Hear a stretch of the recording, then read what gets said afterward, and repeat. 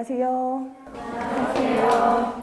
오늘은 저랑 이제 마무리 모의고사, 실제로 여러분들이 시험 보는 것 같은 형태로 해서 저랑 같이 공부할 거거든요. 그래서 저는 이제 단체 급식하고 단체 급식을 먼저 한 다음에 그다음 위생법규 진행하도록 하겠습니다.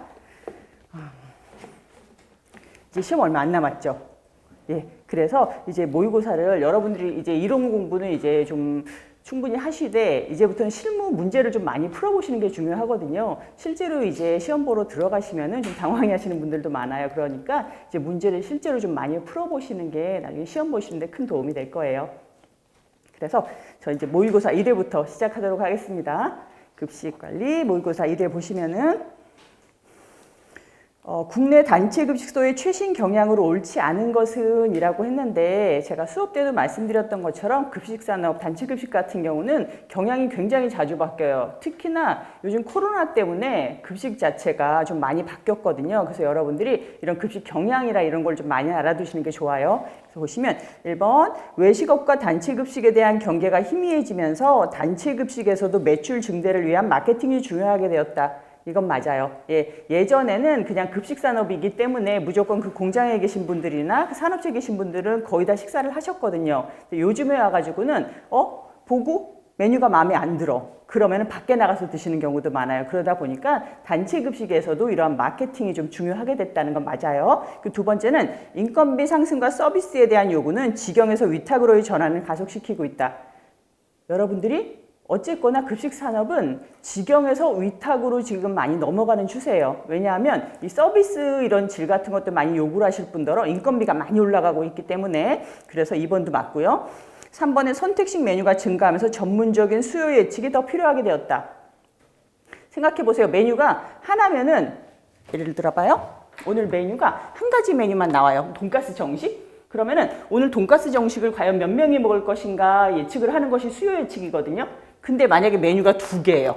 하나는 돈가스 정식이고 하나는 설렁탕이에요. 그러면 각각 수요 예측을 해야 된단 말이에요. 전체 몇 개가 아니라 돈가스 정식은 몇 명이나 먹고 설렁탕은 몇 명이나 먹을 것인가. 그래서 수요 예측이 더 중요하게 됐어요.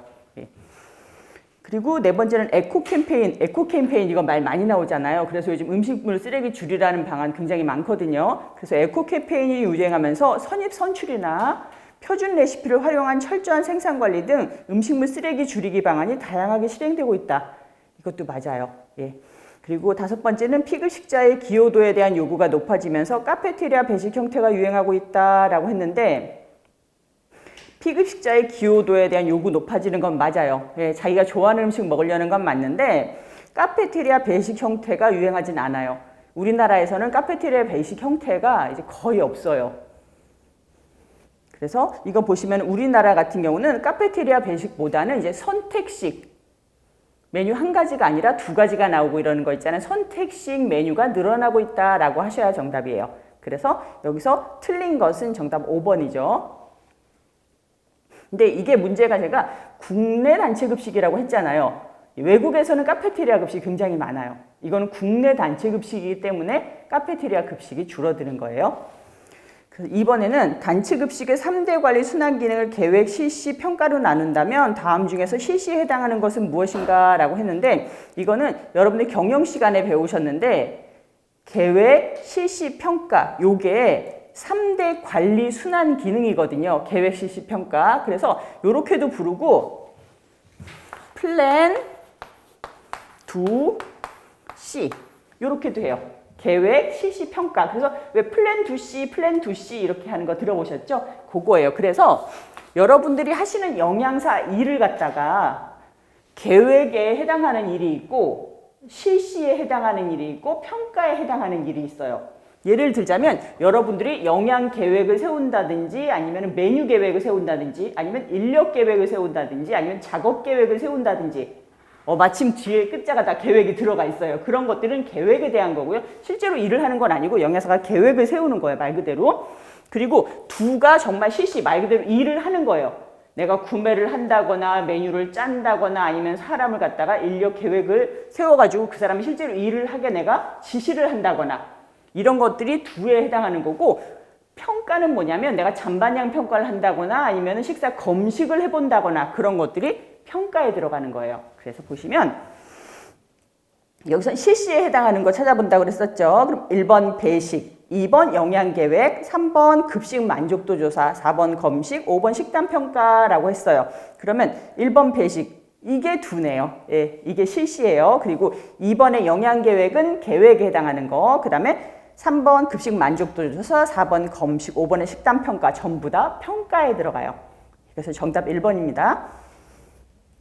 3번에는 단체 급식을 급식 체계에 따라 구분하였을 때 전통적 급식 체계에 대한 설명으로 잘못된 것은 이라고 했는데, 제가 말씀드렸던 것처럼 이 급식 체계에 대한 건 무조건 하나 나와요. 지금까지 안 나왔던 적이 없거든요. 그래서 여러분들이 급식 체계가 4가지가 있잖아요. 전통식이 있고, 전통적인 급식 체계가 있고, 두 번째가 중앙공급식이 있고, 세 번째가 조리저장식이 있고, 네 번째가 조합식이 있는데, 각각에 대해서 여러분들이 꼭 알아두셔야 돼요. 그거는. 그래서 일단 전통적 급식 체계에 대한 설명 한번 볼게요. 1번, 가장 오래된 형태의 급식 체계이며 국내에서 가장 많이 볼 수 있는 형태이다. 1번 맞죠?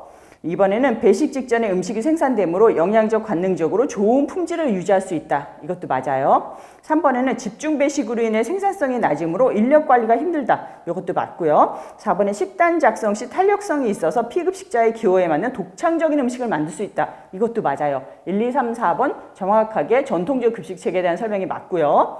5번에는 저장 및 배달, 냉장, 냉동 비용이 많이 발생하여 초기 비용이 높은 편이다 라고 했는데, 여기서 저장하고 배달하는 건 뭐다? 중앙공급식이에요. 그러면 냉장, 냉동 비용이 많이 발생하면 초기 비용이 높은 건 뭐다? 조리 저장식에 대한 설명이죠. 그래서 여기서 틀린 답은 5번이라고 보시면 돼요. 그 다음에 4번 볼게요. 다음 중에서 식단 작성 시 피급식자군의 영양 소요량을 파악하기 위해 고려해야 할 사항들이 옳게 조합된 것은 이라고 했는데, 식사할 사람들의 영양 소요량 파악. 과연 내가 영양사야. 근데 이 집단에게 얼마만큼의 칼로리를 내가 제공할 것인가를 알기 위해서는 이 집단의 뭐를 알아야 돼요? 내가 나이하고 성별을 알아야 돼요. 그래서 뭐 19세에서 29세 여성 뭐 이러잖아요. 그러면 나이하고 성별인 거죠. 예, 그래서 여기 정답 보면 1번이에요. 여기서는 영양 소요량 파악이잖아요. 여기 만약에 내가 메뉴를 작성하거나 라고 한다면 기호도 같은 것도 당연히 들어가야 돼요. 근데 그러면 영양 소요량 파악하기 위해선 나이하고 성별 외에도 한 가지가 더 필요한데, 예, 활동 정도죠. 예, 노동 강도. 거기다 특이사항까지 더하면 좋은데 보통 요 3가지만 알면 돼요. 성별하고 나이하고 활동 정도 또는 업무량, 이런 것까지 아시면 정확하게 나오겠죠. 그다음 5번에는 다음 중에서 서비스 품질 평가 항목에 대한 설명으로 잘못된 것은 이라고 했는데, 제가 여기서 한번 여러분들한테 짚어드릴게. 요즘 시험이 예전에는 여러분들 이렇게 제가 진도별로 해드렸잖아요. 처음에 이제 급식 개요 나오고, 그 다음에 급식 경영 나오고, 그 다음에 메뉴 짜고, 구매 나오고. 예전에는 시험 문제가 30문제, 단체급식에서 30문제 정도 기출이 된다고 하면은 차례대로 나왔어요. 첫 번째는 당연히 이제 단체급식 개요에 대해서 나오고, 이렇게 차례대로 나와서 아, 이번에 구매 문제 풀었으니까 다음번에는 시설 설비나 위생 문제 나오겠구나라고 했는데, 요즘은 좀 막 섞여서 나오는 편이에요. 막 1, 2번으로 위생 문제가 나오다가 갑자기 뒤쪽에 뭐 급식 개요가 나오고 이러는 경우도 있거든요. 그래서 여러분들이 좀 잘 봐두셔야 될 거예요. 문제 하나를 정확하게 이해하셔야지 풀 수가 있을 것 같아요. 그래서 5번에 요거는 이제 여러분들이 보시는 그 서비스 관련된 문제인 거죠. 다음 중에서 서비스 품질 평가 항목에 대한 설명으로 잘못된 것은 이라고 했거든요. 1번 반응성. 반응성이라는 거는 고객을 돕고 신속하게 서비스를 제공하는 것. 그렇죠. 예를 들자면 이런 거예요. 갑자기 음식물이 저기서 내가 식판을 엎었어. 그러면은 빨리 가서 그걸 치우든지 어떻게 대처를 해줘야 되는 거. 그런 게 반응성이거든요. 그 다음에 신뢰성, 서비스를 정확하고 일관성 있게 수행하는 거. 그러니까 맞아요. 3번에는 유형성, 서비스의 유형적인 증거로 물리적인 시설이 해당된다. 유형성이라는 거는 실체가 보여야 된다는 거죠. 서비스 같은 경우는 사실 실체가 잘 안 보이잖아요. 그러다 보니까 요즘은 서비스를 약간 실체화를 시켜요. 그래가지고 뭐 우리가 방문을 하게 되면 무슨 머그컵을 준다든지 이런 식으로. 예. 그리고 네 번째는 공감성, 고객에 대한 배려와 개별적인 관심을 보이는 것이 공감성이에요. 만약에 식사를 하다가 여러분들 요즘 그런 경우 굉장히 많아요. 뭐 일부러 넣는 사람도 있지만 이물질 같은 게 굉장히 많이 나오거든요. 그러면은 만약에 손님이 먹다가 이물질이 딱 나왔어. 그러면은 제일 먼저 이렇게 영양사나 이 관리자한테 가잖아요. 그럼 딱 했을 때 제일 먼저 해야 되는 행동이 보통 매뉴얼에 의하면은 내가 사과를 해야 되는 거예요. 내가 잘못을 했건 안 했건 그건 상관이 없어요. 그건 나중에 밝혀지더라도 일단은 그 사람하고 공감을 해야 돼요. 그 사람 이거에 대해서 화를 내고 있잖아요. 예. 근데 생각해봐도 나는 아무리 봐도 이럴 것 같지 않아. 그럼 내가 일단 변명부터 하면은 이 사람하고 공감은 여기 떨어지는 거거든요. 그렇기 때문에 나중에 혹시라도 밝혀지는 경우도 많으니까 그럴 경우에는 먼저 사과부터 해라라는 것이 매뉴얼에 있거든요. 그게 공감성에 대한 부분이에요. 그리고 5번째는 확신성.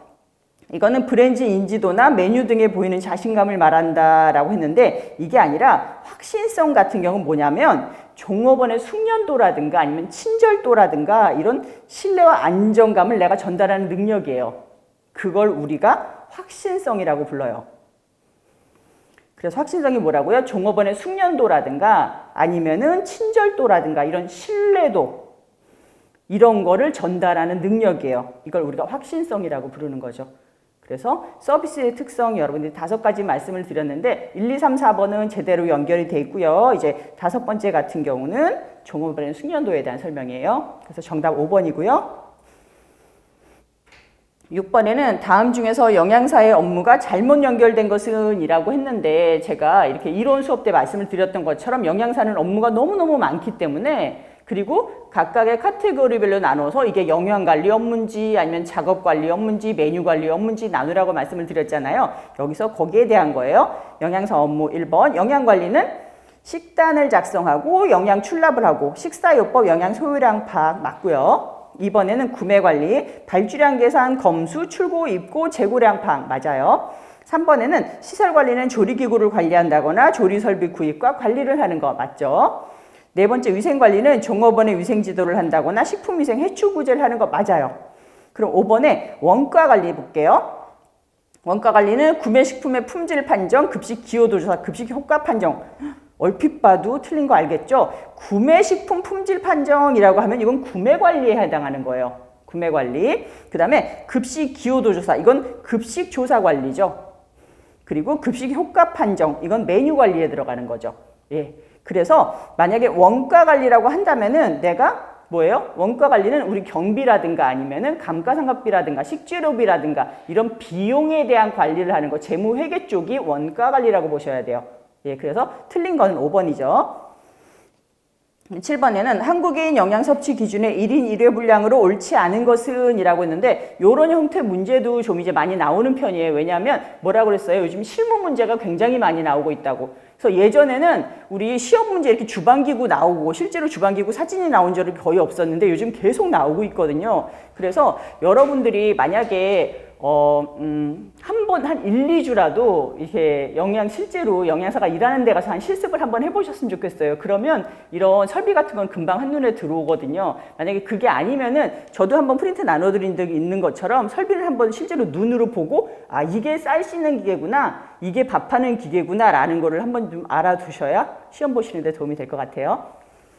그래서 여기는 1인 1회 분량은 우유미나 유제품 같은 경우는 한 컵에 200ml짜리 우리 한번 판매하는 우유 한 통, 그 다음에 채소류는 콩나물 한 접시, 콩나물뿐만 아니라 뭐 시금치라든가 이런 거 전부 다 생으로 70g 되는 거.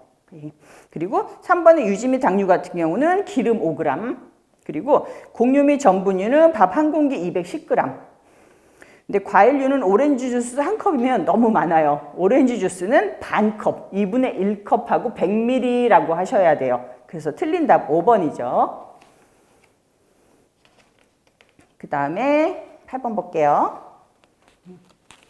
8번은 다음 중에서 급식 수요 예측에 대한 설명 중에서 옳지 않은 것은 이라고 하는데 급식 수요 예측도 아까 제가 1번에서 말씀드렸잖아요. 메뉴가 선택식 메뉴가 늘어나다 보니까 요즘 와서는 특히나 중요해졌다고. 그래서 보시면 1번 수요 예측은 미래의 요구를 예측하기 위한 체계적 방법에 의해서 과거의 정보를 이용하는 기술이다. 맞아요. 2번에는 잘못된 수요 예측은 생산 초과, 생산 부족을 발생시킨다. 맞아요. 음식을 내가 너무 많이 만들 수도 있고 너무 적게 만들 수도 있어요. 3번에는 성공적인 수요 예측은 최적 생산에 따른 비용을 최소화시킨다. 맞죠? 그리고 4번에는 잘못된 수요 예측으로 인한 초과 생산은 고객 불만을 초래하고 긴급 추가 생산으로 인한 비용의 낭비가 생길 수 있다라고 했는데 초과 생산이라는 건 뭐냐면 내가 음식을 너무 많이 만든 거예요. 그렇죠. 오늘 실제로 식사하러 온 사람이 300명밖에 안 됐는데 나는 500명을 만들어 놨어. 그러면 200인분은 그냥 버려야 되잖아요. 그렇죠. 그렇다면 어떤 일이 발생을 하냐면은 내가 음식을 낭비한 게 되는 거죠. 예. 그리고 다음 메뉴에까지 영향을 미치게 되는 거. 이건 원가 관리 차원에서도 내가 버려지는 메뉴가 있다는 거는 적자를 보게 된다는 걸 의미하는 거죠. 그래서 여기 나와 있는 거는 초과 생산이 아니라 내가 어떻게? 생산 부족. 그렇죠. 적게 만들었을 때 생각해 보세요. 여러분들이 이게 말이 조금 어려워서 그러는데 생산한다는 말을 많이 쓰는데 사실은 생산이 뭐냐면 음식을 만드는 일이에요. 음식을 만드는 걸 우리가 생산한다라고 얘기를 하거든요. 그래서 만약에 오늘 돈가스 정식이야. 그럼 돈가스를 갖다 내가 500인분을 튀겼는데 600명이 왔어요. 그러면은 생산이 부족한 거죠. 적게 만든 거잖아요, 내가. 그죠? 부족했어. 그러면 어떤 일이 발생을 할까? 이 100명이 나는 음식을 못 먹었어. 화가 나겠죠. 나 식당 먹으러 왔는데 음식이 똑 떨어졌어. 화가 나죠. 그래서 고객 불만이 나오는 거예요. 화가 나니까 난 못 먹었으니까. 예, 불만이 나오는 거고 그 다음에 어때요? 그러면 뭐라도 만들어내라. 나 계란 후라이도 해줘라. 나 밥 먹어야 된다. 라고 하면 내가 밖에 나가 마트에 가서라도 급하게 식재료를 사와야 될 일이 생겨요. 하다못해 김이나 계란을 주더라도 그러면 어떻게? 보통 살 수 있는 금액보다 더 비싸게 내가 앞집 마트 가서 그냥 사야 된단 말이에요. 그래서 비싸게 물건을 살 여지가 발생을 할 수가 있어요. 왜냐하면 생산 부족이 일어났기 때문에. 그러면 반대로 500인분을 만들었는데 300명밖에 안 왔어요. 그러면 생산 초과죠, 이거는. 너무 많이 만들었어요. 그래서 200인분을 내가 그냥 버려요. 그러면 200인분에 대해서는 내가 돈을 못 받고 그냥 버린 거죠. 이거는 얼마나 적자가 나겠어요. 그죠? 내가 그냥 버린 거니까. 그래서 내가 원가 관리로 볼 때 식재료비를 굉장히 낭비했다라고 얘기를 해요. 그렇죠. 그래서 이게 다음 메뉴 짜는데도 이제 영향이 올 수밖에 없다는 거예요. 원가 관리 차원에서 굉장히 안 좋은 거죠. 이거는 낭비가 일어났기 때문에. 자, 그래서 여기서는 정답은 4번이죠. 여기서는 초과 생산이 아니라 생산 부족일 경우 이런 일이 발생을 한다라고 보셔야 돼요. 그리고 5번에는 수요 예측에 많이 사용되는 방법으로는 시계열 예측법, 인과형 예측법, 주관적인 예측법 세 가지가 있다. 이건 맞고요. 9번에는 조합식 급식 체계에 대한 설명으로 옳지 않은 것은 이라고 했는데 조합식 급식 체계 1번 노동과 시간을 절약할 수 있다. 절약할 수 있어요. 왜냐하면 우리가 레토르트 식품 같은 거 그냥 사와서 조합하는 거기 때문에 돈이 안 들어요. 돈이 안 들으니까 노동력도 굉장히 적게 들고 시간도 절약이 돼요. 두 번째는 피급식자의 기호를 충분히 만족시킨다? 아니죠. 예. 피급식자의 기호도를 최고로 만족시킬 수 있는 건 무슨 방법이다? 전통식이다. 왜냐하면 각 지점마다 영양사가 있어서 원하는 음식을 만들 수가 있거든요. 그래서 이 네 가지를 놓고 볼 때는 전통식 방식이 가장 기호도를 만족시킬 수가 있는 방법이에요. 그리고 세 번째는 식단에 사용하는 식품의 종류가 한정적이다. 맞고요. 네 번째는 음식의 분량 통제가 철저하여 낭비가 거의 없다. 맞아요. 다섯 번째는 시설과 설비를 최소화할 수 있다. 이것도 맞죠. 여러분들 물론 다 알고 계시니까 제가 하나씩 특징만 잡아드릴게요. 여러분들이 이제는 모의고사 보실 때는 이제 웬만큼 또 이론을 보신 다음에 보시는 거기 때문에 여러분들이 딱 하면은 그거 특징만 좀 잡아낼 수 있어야 되고 단체 급식에서 뭐라고 그랬어요? 여러분들이 약간 좀 쉽게 보는 것도 중요하지만 키워드가 있기 때문에 그 키워드가 나오면은 아무리 길게 나열을 했어도 정답은 하나로 나오는 방법이 많거든요. 그래서 일단 급식 체계 한 번만 다시 정리해 드릴게요. 전통식, 중앙 공급식, 조리 저장식, 그 다음에 조합식. 조합식은 딴 말로 뭐라 그런다고? 편의식이라고 그런다고 그랬어요. 조합식. 편의점 할 때 편의식. 예, 편의점 가서 사 먹는 것처럼 여러분이 다 만들어진 음식 가서 편의점 가면 다 만들어진 음식 있잖아요. 그거 사다가 그냥 조합해서 주는 거예요. 예, 오늘 카레라이스다라고 하면 내가 편의점 가서 햇반 사고 3분 카레라이스 사다가 끓여서 주는 게 조합식 방법이에요. 그러다 보니까 얼마나 낭비가 없겠어요. 만약에 30명이 먹는다 그러면 나 햇반 30개 하고 카레라이스 30개 사다가 그냥 데워주면 돼요. 이건 음식물 낭비가 전혀 없어요. 그 대신에 가격이 얼마나 비싸겠어요. 그죠? 그러한 단점이 있는 거고, 조리 저장식 같은 경우는 키워드가 뭐다? 예, 냉동, 저장. 급속 냉동이 키워드라고 그랬어요. 이거는 음식을 만들었다가 급속 냉각시키는 거예요. 꽁꽁 얼려놨다가 뭐 3달 있다 먹어도 되고 4달 있다 먹어도 돼요. 여러분들 예를 들자면은 내가 국 같은 걸 끓였어. 뭐 육개장 같은 걸 끓였는데 그걸 갑자기 순식간에 한 300인분을 꽉 냉동을 시켜놔.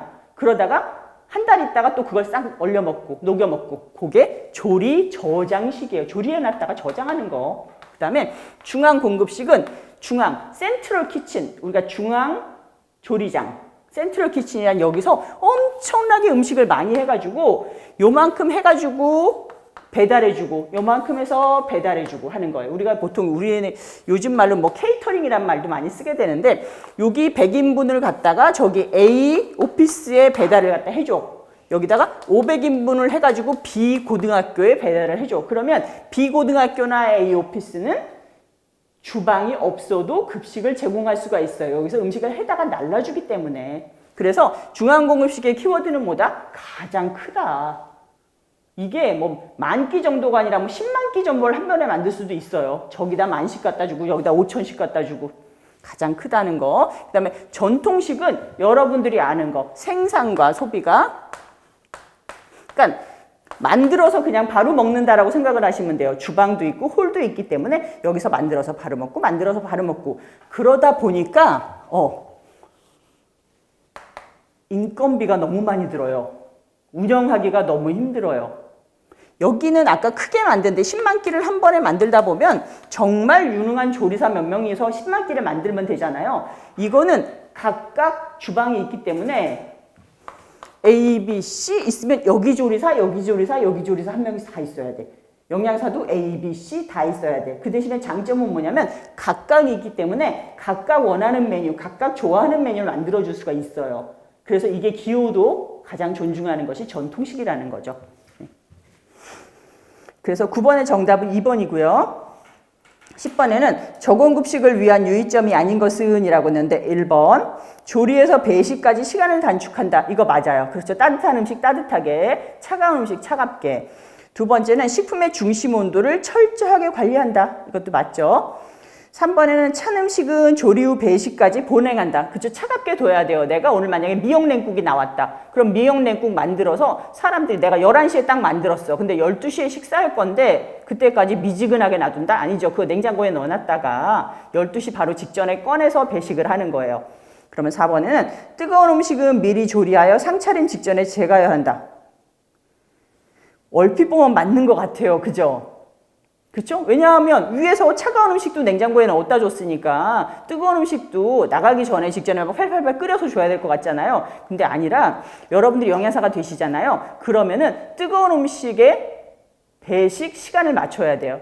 예, 마지막으로 조리를 해야 돼요. 뜨거운 음식을. 예를 들자면 12시 배식이야. 그러면 딴 음식 차가운 거 먼저 다 조리하고 가장 뜨거운 거, 주 메뉴로 제공될 뜨거운 음식을 바로 직전에 딱 조리가 끝나도록 계획을 하셔야 돼요.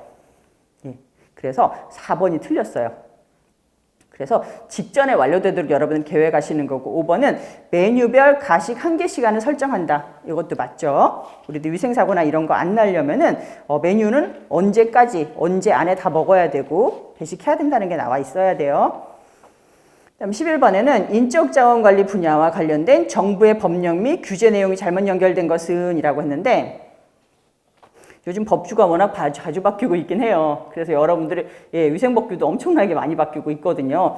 근데 여기는 가장 기본적인 법률이니까 한번 볼게요. 1번 고용에 대해서는 고용보험법, 2번에 임금관리에 의해서는 근로기준법, 3번에 노사관계에서는 고용정책기준법. 고용정책기준법이 아니라 노사관계에 있어서는 이제 노동관계조정법이라는 게 있어요. 우리가 고용노동조합 및 노동관계조정법이라는 것이 있는데 그게 관련됐어요. 고용정책기준법은 우리가 인사관리 쪽에서 필요한 거예요. 노사관계가 아니라. 그다음에 4번에는 산업안전 및 보건은 산업안전보건법, 5번에 교육훈련은 근로자 및 직업훈련기본법이라는 게 있죠. 그래서 여기 정답은 3번이에요.